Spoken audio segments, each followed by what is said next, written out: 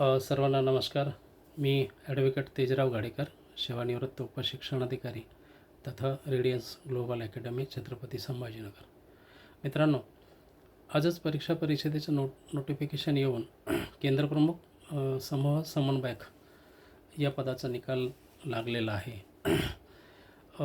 पूर्वी हे जे पद होतं केंद्र समन्वयक, तर हे पद 100% पदोन्नतीचं होतं. म्हणजे सर्वची सर्व पदं ही सेवाज्येष्ठतेनुसार भरल्या जायची. पण अलीकडे शासनाने त्याच्यामध्ये त्या ठिकाणी बदल केला आणि ही पदं 50% गुणवत्तेच्या आधारे, म्हणजे विभागीय परीक्षा घेऊन, आणि 50%च सेवाज्येष्ठतेच्या आधारे भरण्याचं त्या ठिकाणी जाहीर केलं. त्याच्या अनुषंगानं काही क्रायटेरियाज ठेवले, परंतु दुर्दैवानं ते जे निकष ठेवलेले होते त्या निकषाला कोर्टामध्ये चॅलेंज करण्यात आलं आणि कोर्टामध्ये बराचसा त्या ठिकाणी टाईम पास झाला आणि ही परीक्षा त्याच्यामध्ये बऱ्याच विलंबानं शेवटी ही परीक्षा पार पडली आणि परीक्षा पार पडूनही आज निकाल त्या ठिकाणी जाहीर होतो आहे. देरशे आहे दुरुस्त आहे याप्रमाणे ठीक आहे, हरकत नाही. उशीर जरी झालेला असला तरी परीक्षेचा निकाल लागलेला आहे आणि त्या जिल्ह्यातून ही समूह समन्वयक ही जी पदं आहेत ही पदं आपल्याला त्या ठिकाणी मिळतील. हे जे पद आहे हे पद 1994मध्ये निर्माण करण्यात आलेलं होतं गुणवत्तेसाठी. 10 ते 15 शाळा ज्या असतात त्या 15 शाळा त्यांच्यासाठी एक समूह समन्वयक किंवा जुना केंद्रप्रमुख अशा प्रकारचं हे पद निर्माण करण्यात आलेलं आहे की जेणेकरून या पदासाठी जी व्यक्ती आहे ही व्यक्ती त्यांचा अनुभव, त्यांचं ज्ञान याचा फायदा अंतर्गतच्या 10, 15, 20 शाळांना त्या ठिकाणी होईल आणि विद्यार्थ्याच्या गुणवत्तेमध्ये त्याच्यामध्ये भर पडेल अशी अपेक्षा त्यावेळेला शासनाची होती आणि मधल्या काळामध्ये ती बरीच अंशी ती सफल झालेली आहे. आता ही जी पदं आहेत ही पदं गुणवत्तेच्या आधारावर पण भरण्यात येतात. त्यामुळे एक चांगली शिकलेली नव्या पिढीतली मंडळीसुद्धा या क्षेत्रामध्ये म्हणजे केंद्र समन्वयक म्हणून त्या ठिकाणी येणार आहेत. आज निकाल लागत असताना त्या जिल्ह्याचं जे मेरिट आहे ते मेरिटनुसार ही पदं भविष्यामध्ये निवडले जातील.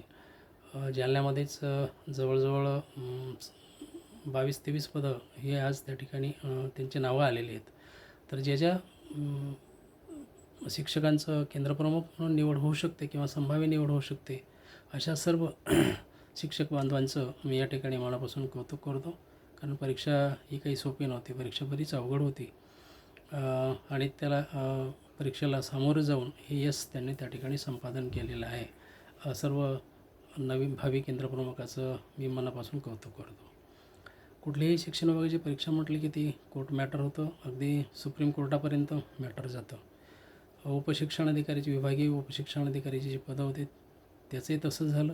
2017मध्ये ही परीक्षा डिक्लेअर झालेली होती आणि आजही 2026मध्ये या पदाची सर्वची सर्व पदं आज रोजी काही डिक्लेअर केलेली नाहीत. म्हणजे त्या ठिकाणी जवळजवळ 8 वर्ष होत आहेत आणि म्हणून एवढा जर वेळ त्या परीक्षेमध्ये जर गेला तर त्याचा विपरीत परिणाम विद्यार्थ्याच्या गुणवत्तेवर त्या ठिकाणी होत असतो. तर ही शेवटी निकाल लागलेला आहे आणि केंद्रप्रमुख म्हणून अनेक भावी शिक्षकांची त्या ठिकाणी निवड झालेली आहे. मी सर्वांना शुभेच्छा देतो आणि रेडियन्स ग्लोबल अकॅडमीनं केंद्रप्रमुखासाठी एक स्वतंत्र बॅच घेतलेली होती. मधल्या काळात परीक्षा काही वेळेला स्थगित झाली, त्यामुळं ही बॅच आम्हाला काही वेळा पुन्हा स्थगित करावी लागली.